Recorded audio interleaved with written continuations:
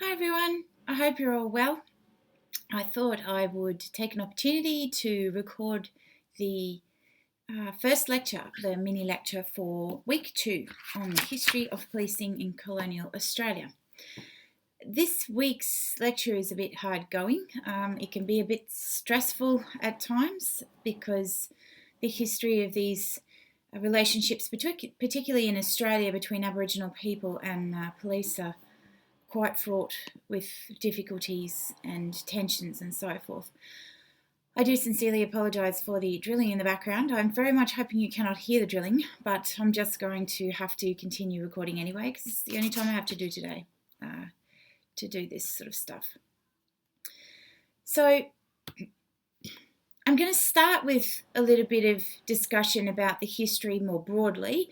Of course, most of you, I would hope, understand and know that Australia was colonised by the British, and it was not a particularly great process for Australia's First Nations people, Aboriginal and Torres Strait Islander people in Australia. Now, when the British came to Australia, they effectively brought the systems of policing that they had in place over there and they transported them over here. And so we have a lot of similarities with their system for that reason, as we have a lot of similarities with other, colonised nations around the world. Interestingly enough, though, our history around policing is a little bit, I suppose, contradictory at times. So, for instance, the original Australian police were mostly made up of Irish convicts because they were Irish people who were resisting the movements towards policing in the UK and were arrested and convicted of resistance, being part of the resistance in the UK. And so they were transported here to Australia as convicts. Now, the issue was that at that time, policing was considered to be such a lower rung job that they used to draw mainly from those people who couldn't get work doing anything else. And they were, of course, the convicts. But I think it's quite interestingly ironic that the police that we had initially in Australia were drawn from a population who were resisting police in another country. Anyway, fascinating dynamic. So the recruits were often the least employable in community because they could not find other jobs. There were very high rates of dismissal and resignation, huge amounts of corruption, because low pay meant that officers supplemented their income in other, illicit ways. There was a lot of drunkenness in ill discipline, but that was the focus of internal regulation, so there wasn't any sort of external oversight body that looked after that. It was looked after within the police service. It was initially decentralised, so the police services across Australia kind of looked after themselves, which made it really difficult when they centralised. My goodness, that drilling. And some police units were under no specific jurisdiction whatsoever. So the Gold Police worked across pretty much the whole of Australia, but in certain areas, obviously concentrated. But they didn't have any specific jurisdiction in that respect. They could work across those national boundaries. So it's very interesting history that we have around those elements.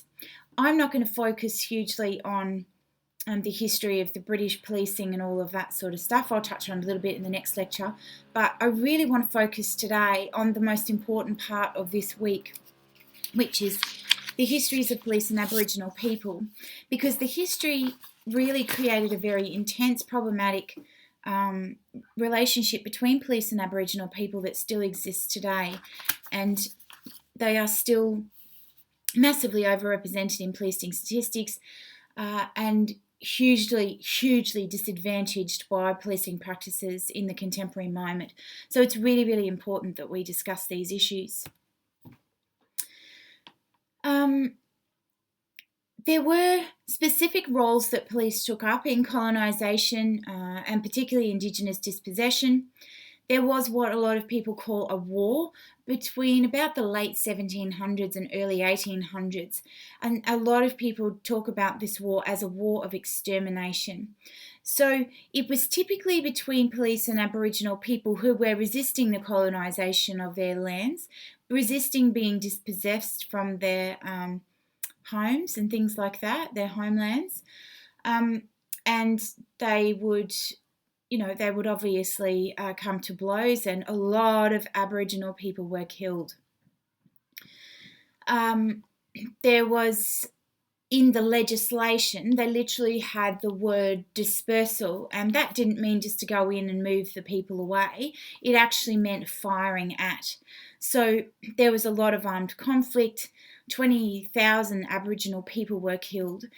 This is a form of genocide, and it's a form of genocide that's never been recognised in Australia, and we've had an apology from the Australian government, but there's certainly never been an inquiry to try and track down the people who were killed.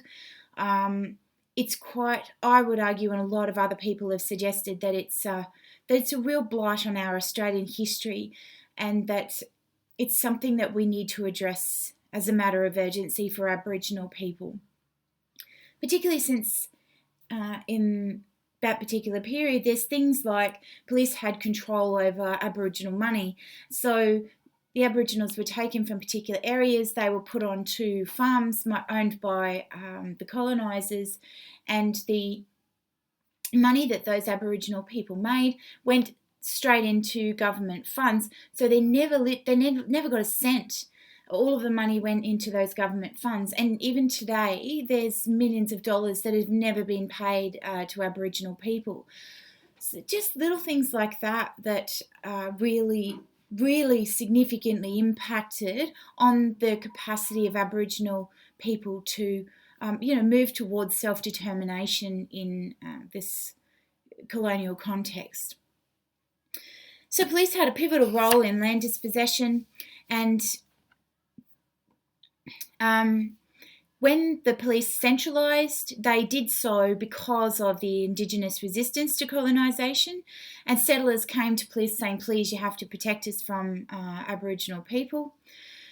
And from about the 1830s, though, there was a bit of a shift. They moved because there was a very much pressure on the colonial government in the UK to stop killing Aboriginal people for obvious reasons and to instead protect them. So we saw a shift then towards this more protective notions of at least legislating and the way that they did things. However, that didn't really necessarily protect the Aboriginal people. Now, Indigenous people did have a role. I should mention that I use Aboriginal, Indigenous all the way through. I apologise for that. I'm exceedingly tired, and it's just a thing that I do, and I just need to let you know about that. I use them interchangeably throughout the discussion. Even though Aboriginal people were very much subordinated by colonisation, Indigenous people also became the agents of their own dispossession because the colonisers got them involved in policing practices in particular. So they had what they called native police forces or native troopers, which were under the command of white officers, and they helped to secure the land for the colonisers. They were kind of paramilitary units that were focused on Aboriginal savagery, which was the resistance to the colonising process. It was very much repressive that these native police, repressive practices that the native police forces were involved in. They drove Aboriginals away from their pastoral and mining areas that they repossessed. I would argue possessed. They never possessed them in the first instance. And native police provided the authority, or what they were provided with the authority to quieten the resistance. Now, quieten usually meant a significant amount of violence in the way that they were doing this. And they were heavily involved in killing and massacres of Indigenous people across Australia. In fact, one of the native mounted police in Queensland was called a killing machine because they were known to have killed so many Aboriginal people. And it was done quite strategically. They would often use, so if there was a native police in Queensland, for instance, they would go and get those Aboriginal people from New South Wales. They would recruit them from New South Wales to put into the Queensland arm of the Native Police Service, because those areas were warring before colonisation happened, and they knew that that New South Wales Aboriginal people would be really ruthless towards Queensland Aboriginal people, if that makes sense. It's quite hard to explain. So after there was a shift away from this sort of warring and extermination process, then the police moved towards administration of Indigenous protection when they changed the wording in the legislation. This was later 19th century. They very much moved from more conflict-based policing to intensive surveillance and regulation. So where they would be particularly surveilling and regulating Aboriginal people through the family, and through the reserves and so forth. A lot of the legislation criminalised Aboriginal people based on their race. There was even legislation that, said that they would commit a crime if they, have relationships that would produce mixed race and all of those types of things. It was pretty full on, and that legacy of protection still continues today, because we find Aboriginal children being removed from Aboriginal families at much, much higher rates than those of Anglo-Saxon families. So it's still a very significant concern. So the functions the police had under this new protection legislation were controlling rations, maintaining order on the reserves, controlling access of Aboriginal people to and from the reserves, and getting rid of what they called troublemakers, which were very typically people who were resisting colonisation. Deciding whether or not an Aboriginal person was sick enough to see a doctor, recommending on the disposal of reserve land, removing children from their parents, which is something that we look at a little bit more in the Milo site for this week. I will give you a heads up, it's extremely disturbing stuff.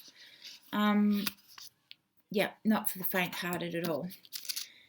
Instituting proceedings to remove Aboriginal communities, whole communities, from certain localities, and then moving them elsewhere, which it's just horrific. If you could imagine, the government suddenly making a ruling to say that, we've decided that everyone in Glenorchy shouldn't live there anymore, and we're just going to take them all and put them somewhere else.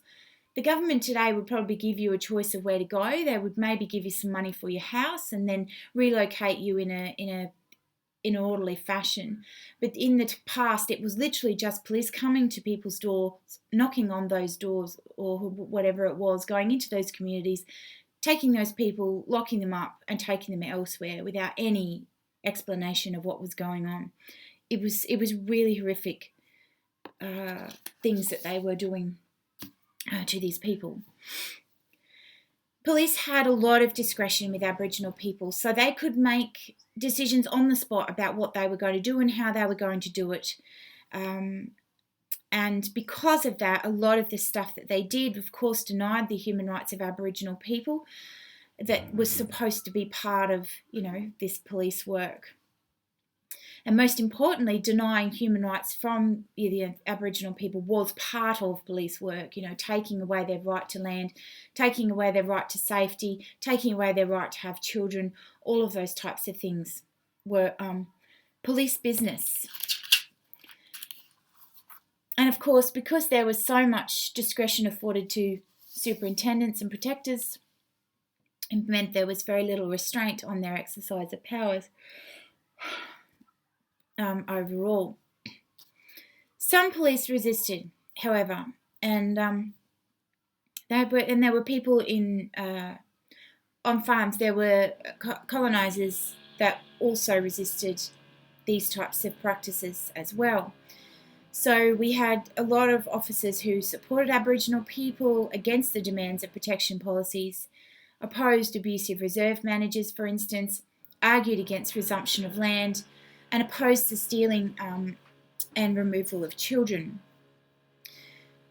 But that it didn't mean anything. At the end of the day, often these guys were hunted down and, you know, exiled or whatever. There were also situations where native police deserted. In fact, it was quite often because they didn't want to be part of the police services that they made them be part of, and they were hunted down and shot. Incredibly socially just practices, not. So I could talk seriously in a couple of weeks about all of this stuff. It is quite horrific to read about the history of policing in Australia with Aboriginal people. It certainly takes a tough stomach. But it's absolutely important and vital that you know about it, because there are so many people that don't know about the impact that police had on the lives of Aboriginal people, and the fact that generations have passed since then and these stories are still handed down. If you can imagine what it's like to be a Sudanese person coming to Australia, having police turn up on your door. In Sudan, police come to people's doors and they just shoot. They just shoot people. They shoot whole families and kill them without any word of why or what they've done. They have absolute ultimate discretion in places like that. That is basically what happened in Aboriginal Australia as well. So the Aboriginal people take on, you know, they hold those histories very near and dear. And when police come to their door, or if they see police in the street, that those thoughts, those memories come back to them, you know. And that's what I've tried to demonstrate with the videos online this week with around the stolen generations, is the fact that this hurt, the damage that they've done never leaves them. And it was police who were the pivotal role. They may well have been doing the work of the government, who was the higher power in deciding what was going to happen and how it was going to happen. But they were ultimately that authority that put all of that into place. So it very much influences the way Aboriginal police interactions happen nowadays. And that's why I wanted to tell you about it. Anyway, for the moment, that's it. I hope you all have a lovely week, and I'll chat to you very soon. See you later.